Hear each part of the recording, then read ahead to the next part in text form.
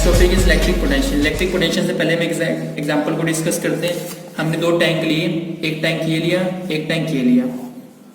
इस टैंक में इस ट्यूब के थ्रू वाटर, एक ट्यूब लगाई हमने, ये ट्यूब है, इस ट्यूब के थ्रू वाटर आना स्टार्ट हो गया। वाटर किस कारण आया? क्योंकि यहाँ पे इस ट्यूब के अंदर एक प्रेशर क्रिएट हो गया था। उस प्रेशर के कारण वाटर हाई लेवल से लोअर लेवल पे जाना स्टार्ट हो गया। या फिर एक यहाँ पे ये कह सकते हैं कि इसके अंदर ग्रेविटी के कंसेप्ट का यूज हुआ। ग्रेविटी के कंसेप्ट के कारण वो वाटर ऊपर से नीचे जाना स्टार्ट कर दी, जिसके कारण कुछ ना कुछ यहाँ पे प्रेशर क्रिएट हो गया। उस प्रेशर के कारण ये वाटर एक टैंक से दूसरे टैंक में जाना स्टार्ट हो गया। किसके थ्रू? ट्यूब के थ्रू। मतलब यहाँ पे कुछ ना कुछ प्रेशर क्रिएट हो गया। यहाँ पे प्रेशर क्या था? कम था। यहाँ पे प्रेशर क्या था? ज्यादा था। कुछ ना कुछ यहाँ पे क्या है? प्रेशर डिफरेंस क्रिएट हो गया। उस प्रेशर डिफरेंस के कारण वाटर फ्लो ना स्टार्ट हो गया। या फिर ये कह सकते हैं कि ग्रेविटी का रोल है, उस ग्रेविटी ने इन दोनों के एंड पे प्रेशर को क्रिएट कर दिया। इसी से रिलेटेड है इलेक्ट्रिक पोटेंशियल। इलेक्ट्रिक पोटेंशियल में क्या है? The electric potential at A point in an electric field. Electric field के अंदर कोई भी एक ऐसा पॉइंट, इलेक्ट्रिक फील्ड का मतलब होता है जहां पे एक चार्ज दूसरे चार्ज के साथ कुछ ना कुछ फोर्स को एक्सपीरियंस करेगा।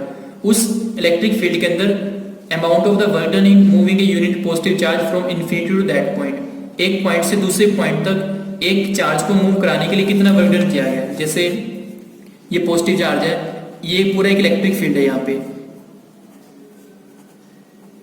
इस इलेक्ट्रिक फील्ड के अंदर इस पॉजिटिव चार्ज को मूव कराने के लिए कितना वर्क डन किया गया, उसको बोलते हैं इलेक्ट्रिक पोटेंशियल। मतलब इसको यहाँ से यहाँ तक मूव कराने में, जैसे कहा कि यहाँ से यहाँ तक लाने में कितना प्रेशर क्रिएट हुआ, उसको बोलते हैं प्रेशर डिफरेंस।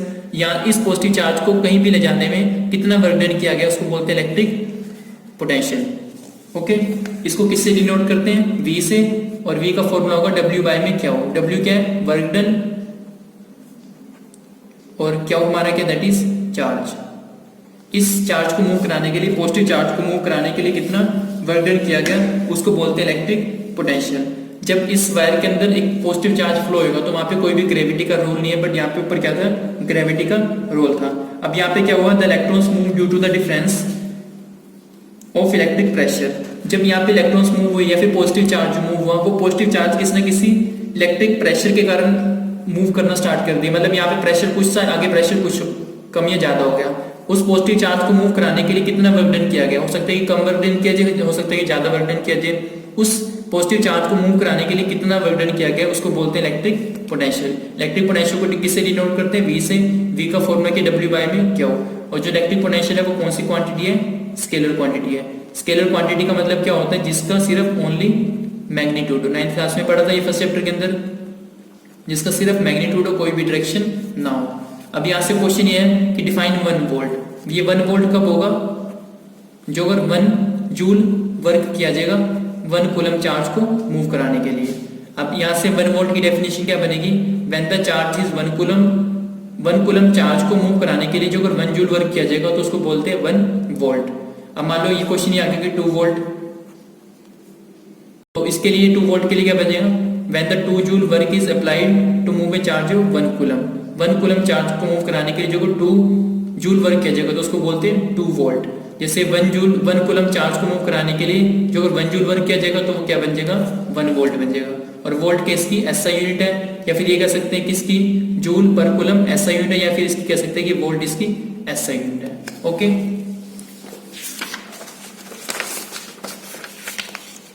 आगे हमारा नेक्स्ट टॉपिक है that is electric field.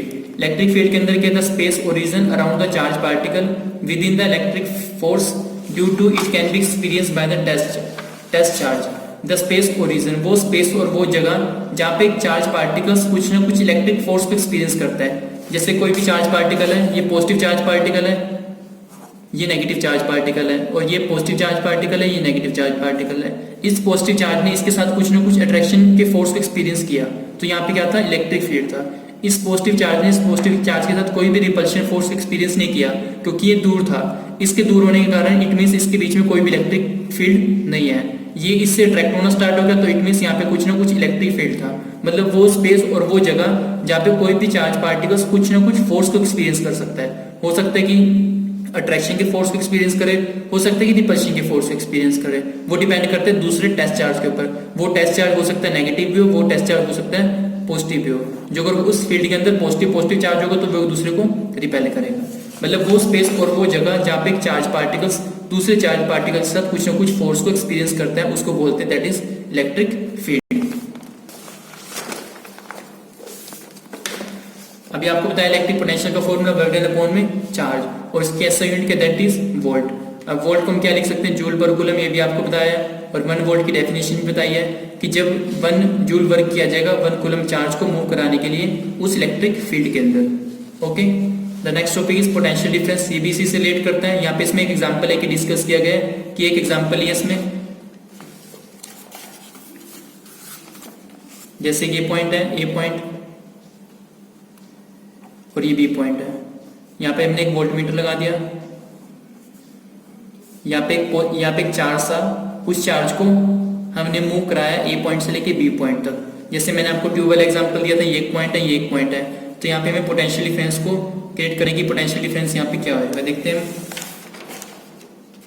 Potential difference between the 2 point in the electric circuit. इस इलेक्ट्रिक सर्किट के अंदर 2 पॉइंटों पे पोटेंशियल डिफरेंस को डिफाइन करना है। वही सेम डेफिनेशन होगी, अमाउंट ऑफ द वर्डन, कितना वर्डन किया गया एक चार्ज को मूव कराने के लिए एक पॉइंट से दूसरे पॉइंट तक। एक ए पॉइंट था और एक बी पॉइंट था, यहाँ से चार्ज चला, उस चार्ज को ए से बी तक लाने में कितना वर्क डन किया गया उसको बोलते हैं दैट इज पोटेंशियल डिफरेंस।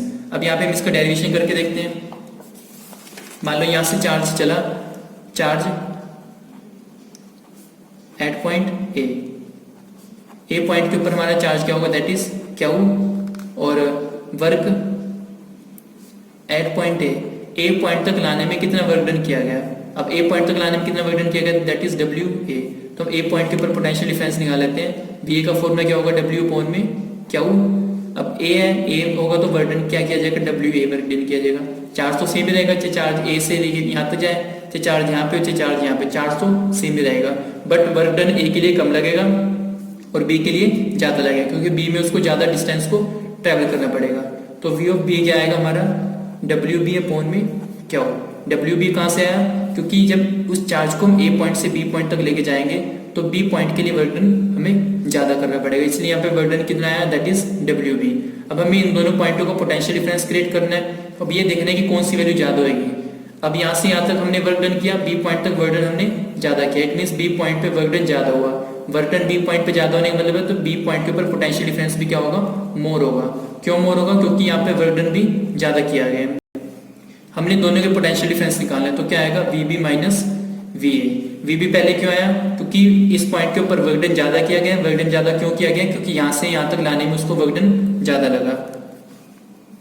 तो क्या आएगा वी बी की value that is W B upon में क्या हो, और वी ए की value that is W A upon में क्या हो। यहाँ से क्या हो हम एलसीएम ले लेंगे, क्या आएगा W B minus W A. एक तरह से ये क्या हो गया वर्क हो गया, और क्या हो गया हमारा दैट इज चार्ज। तो ये V B minus V A के हमारा पोटेंशियल डिफरेंस। तो पोटेंशियल डिफरेंस क्या बना हमारा वर्क डन अपॉन में चार्ज। ये एग्जांपल लेके दिखाया गया इसमें कि एक इलेक्ट्रिक सर्किट के अंदर 2 पॉइंटों के अंदर पोटेंशियल डिफरेंस को कैसे डिटरमाइन करेंगे।